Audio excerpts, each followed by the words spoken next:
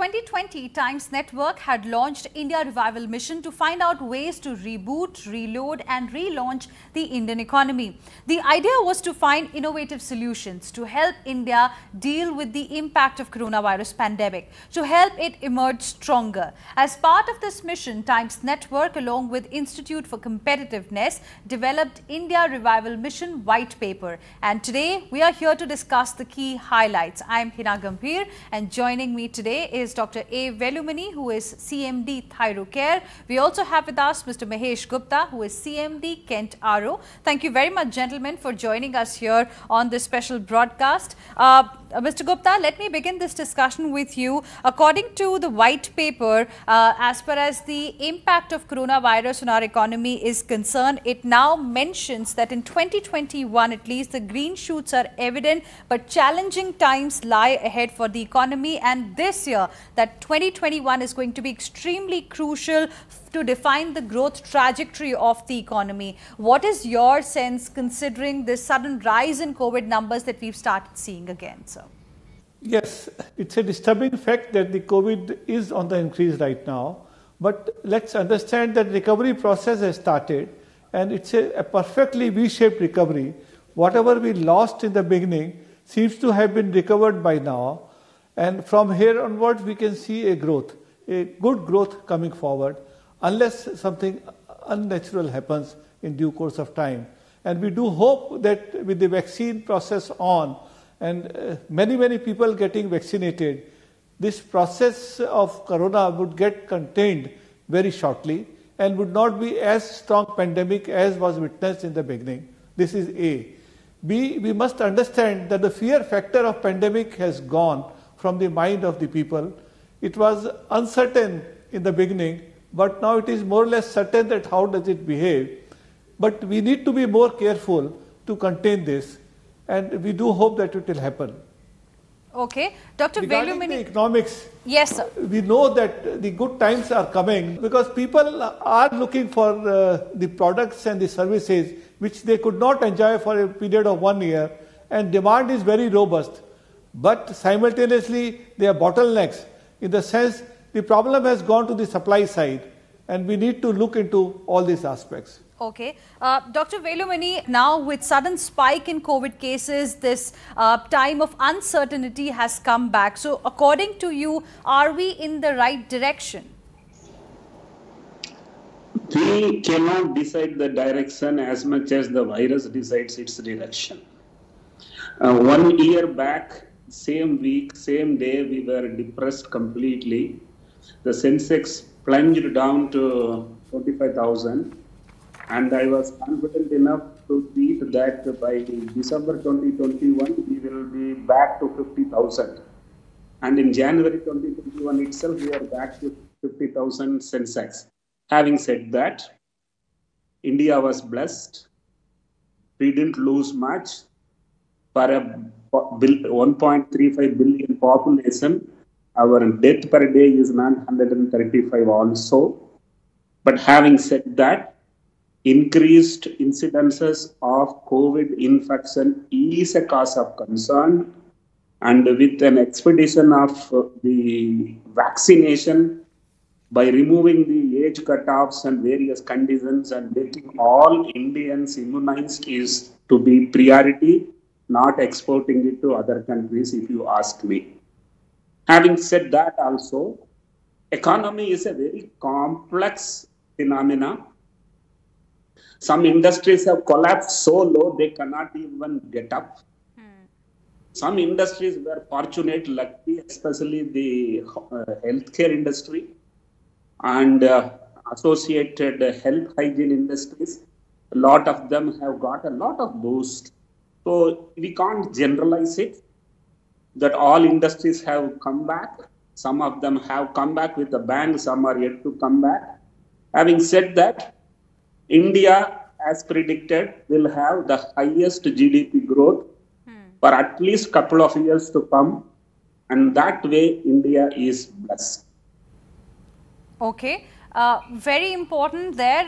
But Dr. Velumani, before I go back to Mr. Mahesh Gupta, I want to ask you, you mentioned about certain sectors which were severely impacted because of coronavirus. Of course, now some have bounced back, but there are many which are still, requiring some kind of support, assistance from the government side. What is your sense as far as the country's fiscal response is concerned to combat the adverse impact of coronavirus pandemic across all sectors? I would say it is very little because as such the country's total capacity to support in such a pandemic is not very high. Country driven with a lot of challenges of basic healthcare to poverty to infrastructure. Having said that, we have done a wonderful job. I would say that we were supported by age of Indians and also the per capita of the Indians. This virus has harassed the rich, didn't harass the poor, harassed the old, didn't harass the young, and India is an young country with low per capita income. So we have really been blessed more by nature than by government. Okay. But I would always say that something is better and a lot can be done. And I am pretty sure this vaccination also, we are becoming the leaders in the world. We see our vaccine working in various parts of the country. And if you look at our export capacity in any other, we may not be as strong as vaccination support. So I'm pretty happy, proud to be an Atmanirbhar Bharat in terms of vaccination. Okay. In terms of vaccination, of course, a lot is being done. But Mr. Gupta, as far as this mantra of Atmanirbhar Bharat is concerned that we've heard from the Prime Minister, from the government repeatedly while India was recovering from the shock of coronavirus pandemic, this white paper also contains certain measures, which can help India again, come back on its feet, recover from the shock of coronavirus pandemic. I want to ask you about the first suggestion specifically, which is about empowering low-skilled manufacturing. Do you think enough is being done by India to seize this opportunity in manufacturing? Absolutely. India has to catch on to 25% GDP through manufacturing. And the role of MSME and role of people who are marginalized and people who have low capabilities in terms of factories will have to be empowered to get into manufacturing sector. And I think the government has put emphasis of Atmanirbhar Bharat in the right direction. A lot of steps have been taken up in this budget which has been presented for 21-22. But the Prime Minister has taken a leadership role in Atmanirbhar Bharat. That's going to play a very important role in bringing out manufacturing in the lower sector. And that's a great step, I think, forward. And this will really help because it will help people to find employment. This will help people to generate revenues and the whole economy will get revived by this process. Okay. Another measure that has been suggested via this white paper, Mr. Gupta, is about boosting the domestic consumption of durables.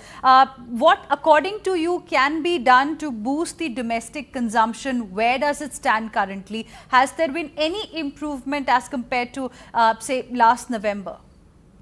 Absolutely. I think the demand for every consumable has gone up, whether it is in the low-income group or it is in the high-income group.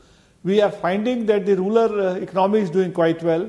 The agriculture production has gone up. People in the rural area are generating food and they are going to purchase maybe it's a kitchen item, maybe it's a fan, maybe it's even air conditioning. Even in the cities we find demand for automobiles has gone up. And today the problem is not in terms of selling automobiles, but in production of automobiles is the biggest issue. The demand for two-wheelers has gone up tremendously. The demand for refrigerators have gone up. Demand for television has gone up. So each and every durable demand has gone up because of two reasons. One is people want to have independence, people want to consume, and people are sick of staying indoor and they want to enjoy all the benefits. So the demand for durables I think has gone up naturally, and I think it will go up further, because once you stay at home and you look at internet, you find so many items of your leisure that people will like to have them. And it is but natural that the demand for durables will continue to grow. Okay. Dr. Velumani, I want to now ask you about another suggestion that has been mentioned in the white paper about the usage of vouchers. In fact, you know, the white paper mentions the example of Taiwan and how it dealt with the impact of 2008 economic recession. You know, a voucher system to restore the purchasing power. Do you think something like that can work here in India as well in a situation like this? No, I have a very different opinion. We are talking about boosting the economy. You boost the marks, it is not sustainable. You boost the stock, it is not sustainable. You boost the economy, it will not be sustainable. What is sustainable is performance. And we have 1.35 billion population, in which 1 billion population has brain to work, 2 billion hands to work. Giving them adequate employment opportunities, skilling to perform is the only way to long-term boosting the economy. Coming back to your question of vouchers or various methods of improving the consumption, also, if you boost, it won't be a proper economy. Economy has to be on the normal consumption, actual needs as per the needs of the society, would be sustainable consumption.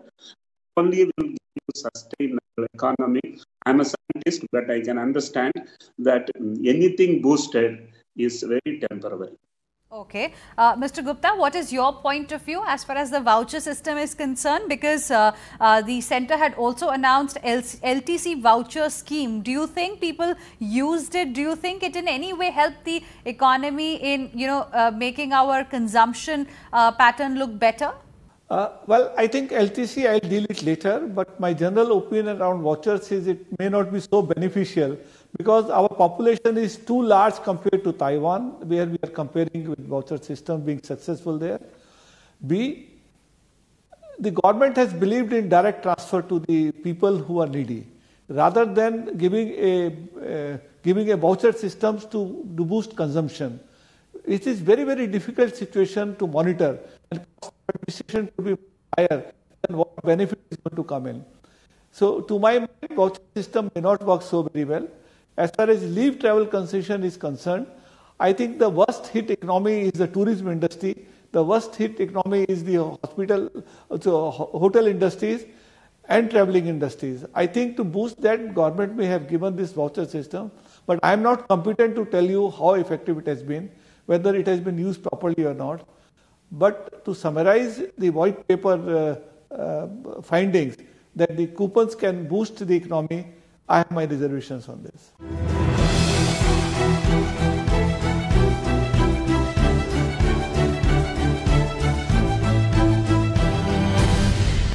Now, the last thing that I want to focus on is the healthcare sector, because strengthening public investment is another important measure that has been recommended. Dr. Velumani, you know, this pandemic in a way exposed how India does not really have enough healthcare professionals. According to you, what can be done to address this very important issue?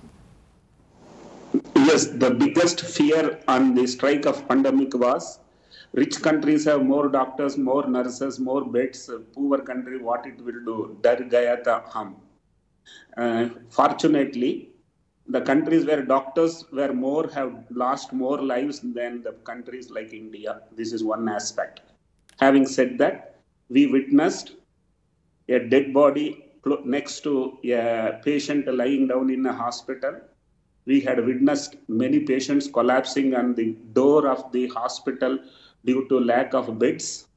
So government is embarrassed, and government has increased the per capita spending, that is this year spending by almost 100%. So I am happy to see a big allocation, but how does it help? Which part of the pyramid it helps? How it will be implemented and made sure that common man gets a benefit is a huge challenge. Okay.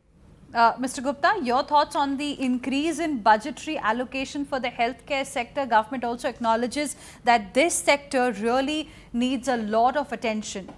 Absolutely. I think there is no two opinion on this. More expenditure on healthcare indirectly benefits the public and the government, because if people are well and they can be taken care of the health sector, they are more productive, they do more production, they come back to jobs and do more production, and government needs to spend less in future.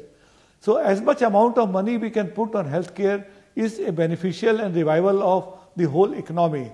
And second point which you had raised was education. And there can be nothing better than putting money on the education infrastructure, because we are building our future. Because if we have good education system, we will have good professionals coming out from institutions, and they will help us to build the GDP in future. I think on an average we are doing 3% of our GDP on education, which needs to go up to 6% in future. They may not be able to do it immediately, but I think a step needs to be taken up gradually to boost the expenditure on the education as well. But do you think with this new education policy coming and with everything now going online, schools and colleges doing most of their work online, there is going to be a significant change in this sector as well that can be expected? I don't think so. People like to meet people. People don't like to do online. We are doing it online for some moment of time. But I think in a 1 year time, we have got sick of being online all the time.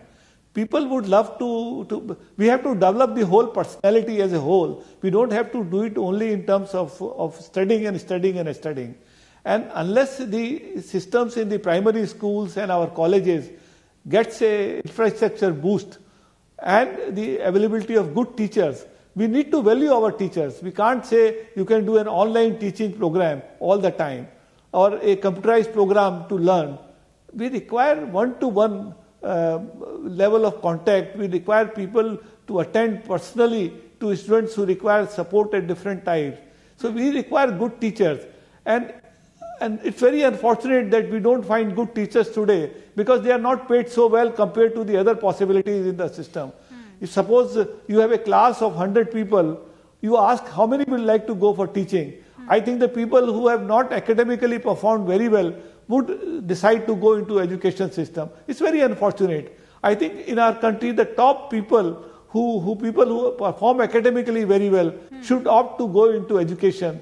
And they will go to education only if we have a value for teachers, or if we can pay them well. Better and to incentive do that, system I is think something we need that to you're revise recommending. Our policy and our respect for teachers. Okay. Last word to you, Dr. Velumani. You call it an incentive system or you call it a value. Okay. Okay. I give you the last word, Dr. Velumani. Coming back to the healthcare sector specifically, now once again we've started seeing a spike in COVID cases. For example, states like Maharashtra are witnessing this spike that was not there even in October or November, when the country was seeing a large number of cases coming on a daily basis. Do you think India is better prepared now in March 2021 to handle any kind of a new COVID wave? India is not better prepared. Indians are better prepared. The number of deaths had come down from 1200 down to 120 only because Indians had an ability to get an antibody, substantial quantities, and it has reduced the number of deaths. Okay. Now suddenly for the last 8 weeks, there is a surge in the number of cases infected, but certainly not in the number of cases hospitalized or number of deaths in a day. So there is a fear, unnecessary fear in terms of panic. But we have to be extremely careful so that we don't get back the number of deaths per day, anywhere above 150. Okay, we all need to be extremely cautious because again, the sudden spike in COVID cases has started. Thank you very much, both of you gentlemen, Dr. Velumani and Mr. Mahesh Gupta, for joining us on this special broadcast on India Revival Mission.